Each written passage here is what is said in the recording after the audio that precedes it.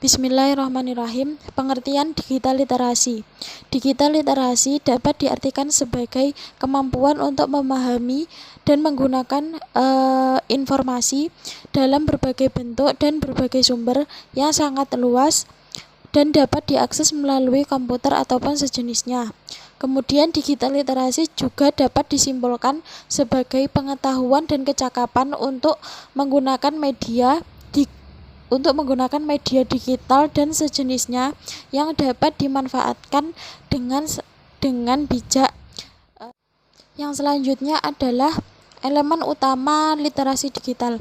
Dari berbagai elemen yang saya sebutkan dalam makalah, dapat disimpulkan bahwa elemen utama literasi digital adalah sebagai kesadaran dari dampak media terhadap individu dan masyarakat. Yang kedua adalah sebagai pemahaman tentang komunikasi massa. Yang ketiga adalah sebagai pengembangan strategi untuk menganalisis dan membahas pesan media. Kemudian yang keempat adalah sebagai kesadaran akan wawasan dan pengetahuan dalam diri manusia. Kemudian yang terakhir adalah sebagai kesenangan, pemahaman, dan apresiasi dari isi media tersebut. Yang selanjutnya adalah jenis-jenis literasi digital. Jenis-jenis literasi digital yang pertama adalah literasi visual. Literasi visual adalah kemampuan untuk memahami dan mengekspresikan gambar. Yang kedua yaitu literasi media. Literasi media adalah kemampuan untuk mengakses, menganalisis, dan menciptakan informasi untuk hasil yang spesifik. Kemudian adalah literasi komputer. Literasi komputer adalah kemampuan untuk membuat dan memanipulasi dokumen dan data melalui perangkat lunak, pangkalan data, dan sebagainya. Kemudian yang keempat adalah literasi jaringan. Literasi jaringan adalah kemampuan untuk menggunakan, memahami, menemukan, dan memanipulasi informasi dalam jaringan. Assalamualaikum warahmatullahi wabarakatuh. Di sini saya akan menjelaskan mengenai manfaat digital literasi. Literasi adalah suatu kemampuan seseorang untuk membaca dan menulis. Ada beberapa manfaat, kurang lebihnya seperti berikut ini. Yang pertama, menambah kosakata seseorang. Yang kedua, mengoptimalkan kinerja otak karena sering digunakan untuk membaca dan menulis. Yang ketiga, mendapatkan berbagai banyak wawasan. Yang keempat, kemampuan interpersonal akan semakin meningkat. Yang kelima, kemampuan memahami suatu informasi akan lebih cepat. Yang keenam, meningkatkan kemampuan verbal seseorang. Yang ketujuh, meningkatkan kemampuan analisis dan berpikir seseorang. Yang kedelapan, membantu meningkatkan daya fokus dan konsentrasi seseorang. Yang kesembilan, meningkatkan kemampuan seseorang dalam merangkai suatu kata atau kalimat. Penggunaan digital literasi.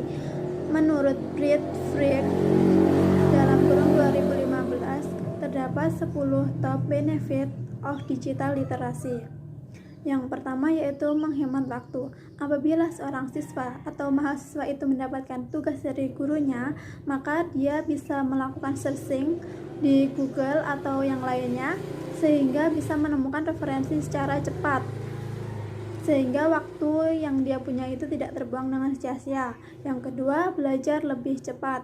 Seperti penjelasannya di atas, apabila seorang itu mendapatkan tugas, maka tidak perlu lagi ke perpustakaan seperti itu, tapi tinggal searching dan akan mendapatkan banyak informasi yang dimilikinya. Yang ketiga, yaitu menghemat uang. Apabila seseorang itu ingin mendapatkan informasi dan harus membeli surat kabar atau buku, maka seorang itu akan mengeluarkan uangnya. Tetapi kalau seorang itu tinggal membaca di HP-nya atau lewat internet, maka dia bisa menghemat pengeluarannya seperti itu. Yang keempat, merasa lebih aman.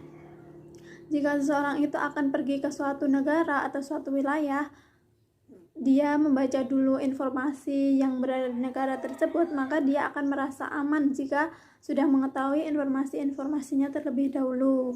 Yang kelima yaitu selalu memperoleh informasi terkini.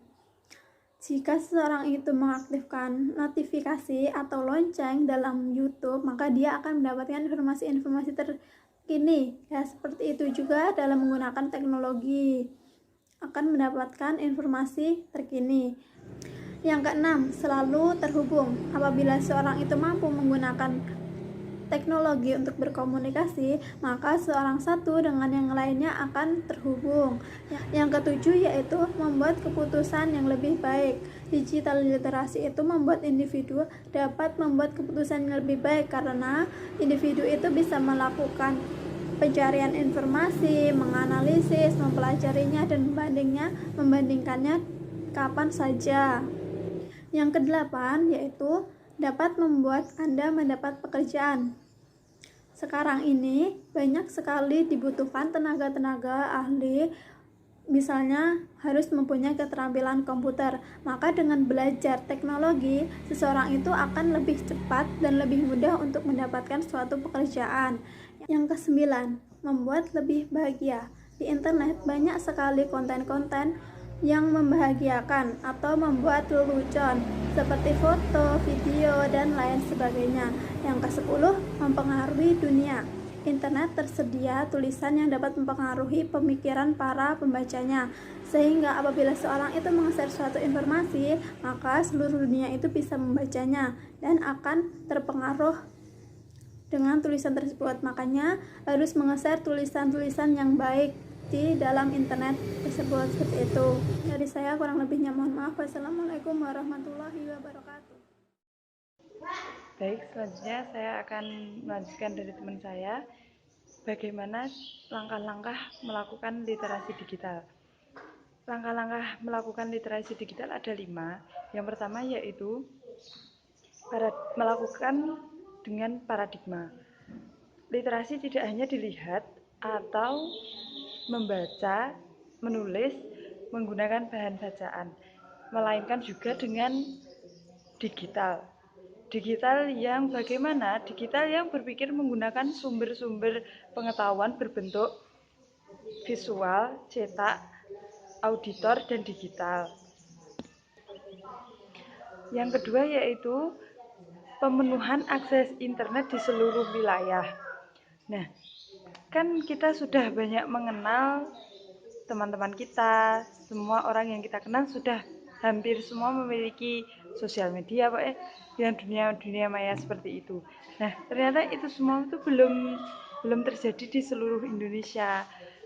Maka dari itu, dengan adanya kita melakukan literasi digital ini, kita akan memudahkan dan menyediakan akses internet di seluruh wilayah guna memudahkan mereka untuk mengakses LGB.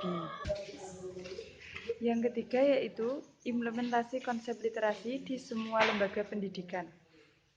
Nah, Permendikbud merumuskan gerakan literasi secara komprehensif, yaitu literasi dasar, literasi perpustakaan, literasi media, literasi teknologi, dan literasi visual. Selama ini, yang mendapatkan akses pengetahuan literasi hanya pelajar, mahasiswa, guru, dosen, dan petugas perpustakaan. Maka, gerakan literasi yang digagaskan Kemendikbud harus didukung, mulai dari gerakan literasi dari dalam keluarga, sekolah, dan literasi dalam nasional. Yang keempat yaitu menumbuhkan rasa cinta pada ilmu pengetahuan, kebenaran, dan fakta. Hal ini tentu terwujud dalam kegiatan membaca dan diimbangi validasi, baik membaca digital maupun secara manual. Selanjutnya yang kelima yaitu masyarakat harus mengubah gaya hidupnya yang berawalan dari budaya lisan menjadi budaya baca. Rata-rata masyarakat tidak membaca karena faktor kesibukan mencari nafkah, tidak suka membaca, dan tidak adanya bahan bacaan. Bahkan mereka tidak tahu bahan bacaan berkualitas itu seperti apa. Nah, disinilah perlu adanya edukasi literasi kepada masyarakat secara luas.